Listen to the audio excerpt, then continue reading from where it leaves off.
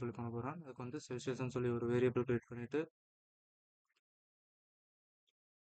அதுக்கப்புறம் யூசர் கிட்ட வந்து செல்சியஸ் இன்புட்டாக வாங்குற மாதிரி அதுக்கு வந்து int of input of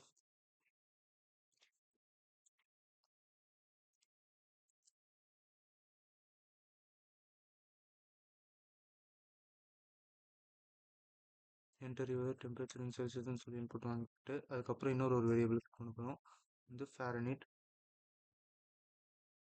is equal to இதுக்கு வந்து நம்ம செல்சியஸ் வந்து அசைன் பண்ண போகிறோம் செல்சியஸ். இதுக்கப்புறம் வந்து நம்ம ஒரு ஃபார்முலா யூஸ் பண்ண போகிறோம். அந்த ஃபார்முலா அதை வந்து செல்சியஸை வந்து Fahrenheit கன்வெர்ட் பண்ண போகுது. அதுக்கு வந்து செல்சியஸ் மல்டிப்ளைஸ் 1.8 வந்து உள்ளேயும் ப்ளஸ் 32 அப்படின்னு சொல்லி வெளியே போகணும். இது எதுக்காகனா நம்ம கொடுக்குற இன்புட்டை வந்து 1.8 கூட மல்டிப்ளைஸ் பண்ணிவிட்டு அதுக்கப்புறம் 32 வந்து ஆட் பண்ண போகுது. அதுக்கப்புறம் பிரிண்ட் ஸ்டேட்மெண்ட்டில் print of percentage of 0.2f Celsius equals to percentage of 0.2f